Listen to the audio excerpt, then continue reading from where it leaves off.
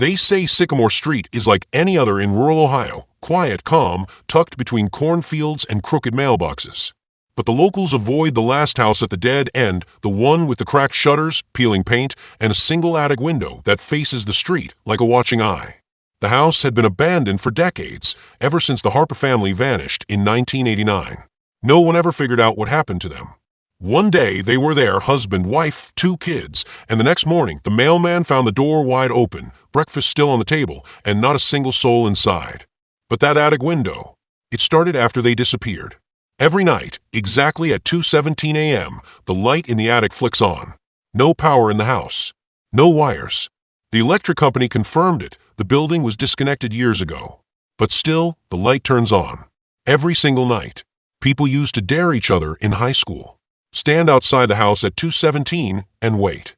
Just wait. Some said they heard faint scratching from inside the walls. Others swore they saw a figure pacing just behind the glass. Tall. Still. Watching. But no one, not even the cops, could explain it. Then came Elijah Monroe. He wasn't from the town. Just some YouTuber who hunted urban legends across America. His channel was full of videos where he'd explore cursed forests, haunted train stations, forgotten tunnels. He heard about the Sycamore house through a Reddit thread, and that was all he needed. He posted a teaser. Tomorrow night, I'm going in. Live streaming from inside the attic. Let's find out what turns that light on.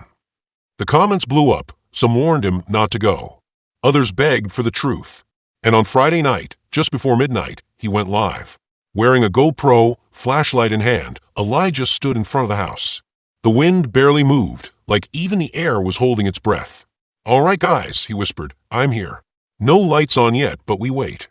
He pushed the door open. It creaked louder than it should have, like the house knew he was coming. Cobwebs hung from the ceiling. The walls were lined with peeling wallpaper, covered in childlike drawings, stick figures with blacked-out faces.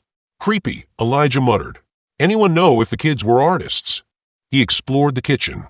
The plates were still on the table, as if time had frozen. But something felt off. Too quiet. No creaks. No rodents. Not even dust falling. Then, at exactly 2:17 a.m., the attic light turned on. "Okay, it's happening," he said, his voice shaking a little. He turned the camera up toward the stairs. And just before he climbed, the live stream froze. Cut to black. No sound. No voice. Just silence. 10 minutes passed. Then 20. Then an hour. At 3:47 a.m., the stream ended. No update. No Elijah. But the next morning, his channel uploaded a video. He never edited it. Never scheduled it. It was titled, "Don't Watch the Window. It Watches Back." I first heard about the house from a Reddit thread titled, "Places You Should Never Visit Alone." It had one upvote. No comments. But the post had a link to a video. It was only 13 seconds long. Shaky footage of the house, shot from the sidewalk. And right at the end, the attic window lights up. Then a face presses against the glass. No features. Just a smooth, pale shape, like skin stretched over bone. It didn't blink. It didn't move. But the camera did. It fell, suddenly, as if the person holding it had dropped or been pulled. That post was deleted an hour later. But I saved the video. And last Friday, I went to Sycamore Street myself. The neighborhood was strangely silent. No kids. No cars. Just rustling trees and the crunch of leaves under my boots. I stood in front of the house at 2:15 a.m., heart pounding. The air felt heavier. Almost like the street itself didn't want me there. The attic window was dark, but I had my phone ready. Recording. 2:16 a.m. Still dark. 2:17. The light blinked on. And then, something in the window moved. It wasn't a face this time. It was a hand, pressed against the glass from the inside. But the most terrifying part? There was a second hand, but was on my side of the window, touching the outside glass. And I was still on the sidewalk. I stood at the edge of the property line. The grass was waist-high, brittle, and untouched, like no one had dared cross it in years. The house looked worse up close. Boards hung loose from the windows.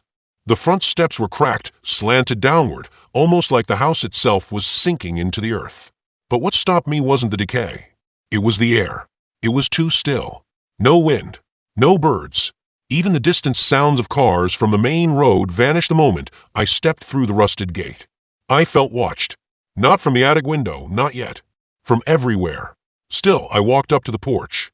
Each step creaked like it hadn't been touched in years. The front door was shut, but not locked. It opened with a slow, aching groan. Inside it was cold. Far too cold for late spring. Dust floated through the flashlight beam like snow. The furniture was still there, rotting, covered in mold and cobwebs. But the kitchen table, it was set for 4. Plates, silverware, even a glass of milk curdled solid. Then I saw the family portrait on the wall. The Harpers. 2 kids, a boy and girl. Their faces were scratched out, all but the attic in total darkness. And at that exact moment, 2:17 a.m., the attic light turned on. Inside it was cold. Far too cold for an abandoned house in mid-September. My breath fogged in the air as I stepped inside. The living room was frozen in time. Old furniture covered in white sheets. A shattered picture frame lay face down on the floor. When I flipped it over, it was a family photo, the Harpers. The parents smiling. 2 kids holding balloons. But the faces were scratched out. Deep, deliberate gashes like something had clawed through them. I heard something above me, a single creak from the attic floorboards. I froze. The lights flickered on. Not just the attic. Every room. The house came alive. Buzzing bulbs glowed weakly under thick dust. The hallway light blinked rapidly, stuttering like a dying heartbeat. I pulled out my phone to record, but the screen was black. Still on, just black. And I swear I could hear breathing again. Slow. Raspy. But it wasn't coming from upstairs. It was coming from the basement. I should have left. I know I should have. But something was pulling me closer, not physically, but like the house was aware. Waiting. I opened the basement door. It wasn't dark down there. The light was already on. My phone's screen stayed black, still glowing, still warm in my hand, but nothing responded. I pressed every button. Swiped. Spoke. Nothing. Then, from upstairs. Footsteps. Slow. Deliberate. Coming from the attic. I wanted to run. Run. But something pulled me deeper inside the house, like the floorboards themselves were whispering. Just one look. I climbed the stairs, each step groaning under my weight. The hallway stretched longer than it looked from the outside, almost bending in places like the wood was sagging from some invisible pressure. Halfway down the corridor, I noticed something. Every bedroom door was wide open, except the last one, beneath the attic stairs. It was shut, and the light under it flickered steadily. On, off, like it was breathing. I reached out, hand trembling, and touched the doorknob. It was ice cold, burning cold, but I twisted it anyway. The door creaked open, and inside, there was someone already standing there. Not facing me, facing the closet. Their back was to me, motionless. Long, stringy hair hung down past their shoulders. Their arms were too long, fingertips nearly brushing the floor. "Hello," I whispered. They didn't move. I stepped inside, barely able to breathe. The light flickered again, and I saw it. The closet door was opening, on its own, inch by inch. And from inside came that same voice I heard in the video. A whisper that wasn't directed at the person standing in front of me. It was for me. "You shouldn't have come here." Then the lights went out. I reached for the doorknob. It was ice cold. Too cold. Like something had just been holding it from the other side. I hesitated. But then I heard it again. Breathing. Not heavy, but shallow. Panicked. Like someone was trapped behind the door. My heart pounded. I twisted the knob slowly.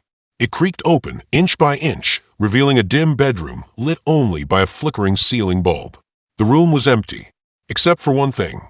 In the center of the floor, a chair, and tied to that chair, a mannequin, dressed in children's clothes. A party hat on its head tilted just enough to make it seem aware of me. I stepped closer, and saw it, etched into the walls, over and over again in jagged handwriting. They never left. Suddenly, the door behind me slammed shut. The lights didn't just flicker. They exploded. And from the attic above came a laugh. Childlike. Distorted. But it wasn't alone. Something else had joined in. And it was crawling down the attic stairs. Suddenly, the door slammed shut behind me. The light went out. Pitch black. I couldn't breathe. I fumbled for my phone, still useless, just that faint black glow, when something moved in front of me. A slow, dragging sound like fingernails across wood. Then, a whisper in my ear. "Close. Too close. We told you not to come."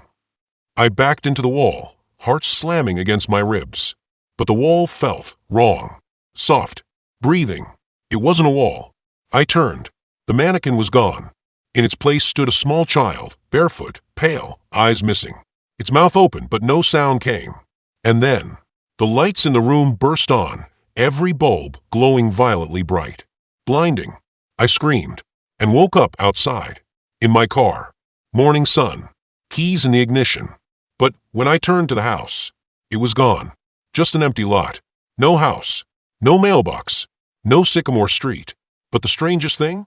My phone had one new video. Timestamped 3:13 a.m. Just 6 seconds long.